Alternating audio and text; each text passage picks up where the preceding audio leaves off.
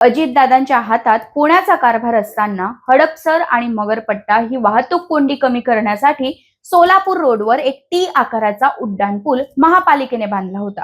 पण तो एवढा सुमार पद्धतीने बांधला गेला की वाहनधारकाने कुठून कोणत्या बाजूला कसं जायचं हे कळायच्या आतच अपघात व्हायला लागले. 2008 मध्ये 13 कोटी रुपये खर्चून बांधलेला हा पूल ना पाडता येईना ना वाहतूक सुरळीत करता येईना. पण आजही या पुलावरून लोक प्रवास करतात तेव्हा इंजिनियरच्या आठवणीने उद्धार करतात.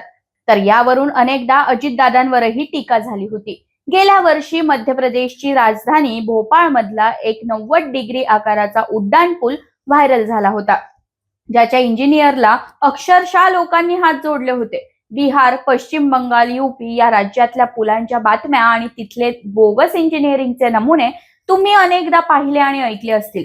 पण हा प्रकार जर महाराष्ट्रात आणि तेही मुंबईला लागून असलेल्या MMR भागात घडलाय हे समजलं तर आश्चर्य वाटल्याशिवाय राहणार नाही.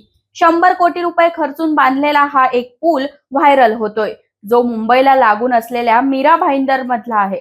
आणि हा 4 पदरी उड्डाण पूल अचानक 2 मार्गिकांमध्ये ज्या पद्धतीने परावर्तित होतोय ते पाहून प्रत्येक जण या इंजिनियरला शिव्या घालतोय. यावर MMRDA ने स्पष्टीकरण देऊन सारवासारव केली आहे की उड्डाणपुलाचं काम अजून बाकी आहे. मात्र हा पूल सध्या किमान जिथे इंजिनिअरिंग चुकली आहे त्या भागात तरी पूर्ण झालेला दिसतोय. पण या उड्डाणपुलात नेमकं काय चुकलंय? MMRDA ची सारवासारव लोकांना का पटत नाहीये आणि देवाभाऊंचा इन्फ्रामॅन या प्रतिमेला या सुमार इंजिनिअरिंगने तडा कसा बसलाय तेच मी या व्हिडिओतून सांगणार आहे. मीरा भाईंदर मध्ये मेट्रो 9च्या मार्गिकेसोबत अंतर्भूत असा 2 मजली उड्डाणपूल बांधण्यात आलाय, ज्यामुळे वाहतूक कोंडी सुरळीत होण्यासाठी मदत होणार आहे.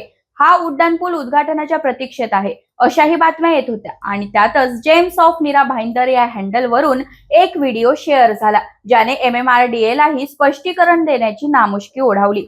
खरं तर दहिसर ते मीरा भाईंदर मेट्रो मार्गिकेसोबतचा हा डबल डेकर पूल आहे आणि याला अभियांत्रिकी आविष्कारही म्हटलं गेलं होतं.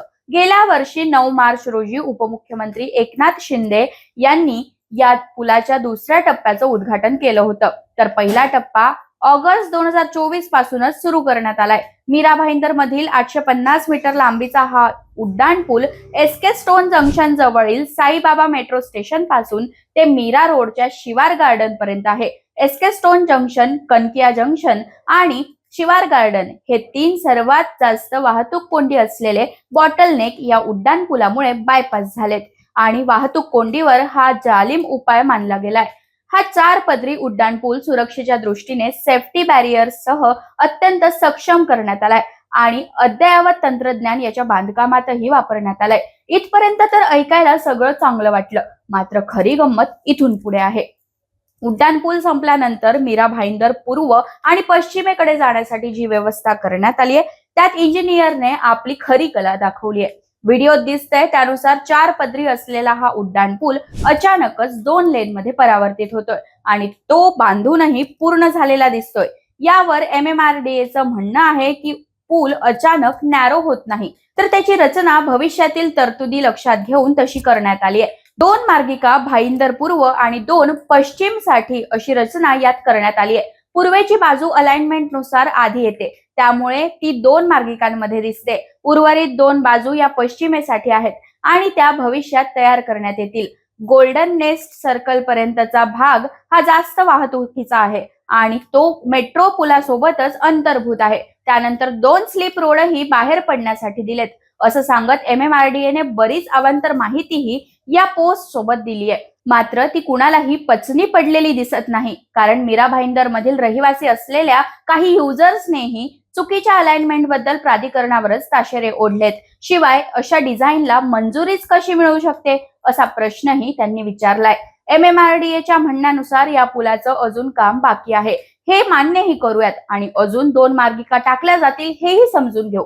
पण सध्याची अलाइनमेंट जर पाहिली तर त्यात डाव्या किंवा उजव्या एकाही बाजूने नवीन मार्गिकेसाठी जागा उरलेली दिसत नाहीये हे त्यात स्पष्ट दिसतंय. आता ही बांधकाम कंपनीची चूक आहे की MMRDA नेच याला मंजुरी दिली होती हा प्रश्न आहे. गेल्या वर्षी मध्य प्रदेशातला जो 90 डिग्रीचा पूल समोर आला होता त्यावरून तिथल्या सरकारची अक्षरशः नाचक्की झाली होती.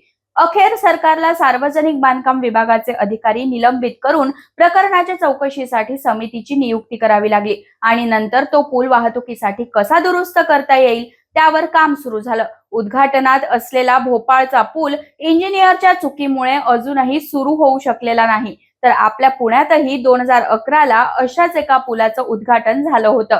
हडपसर मगरपट्टा पुलावर आजही कित्येक अपघात होतातच. शिवाय वाहतूक कोंडीही होते आणि बाहेरून येणारे पाहुणे आजही इंजिनियरचा उद्धार करतात.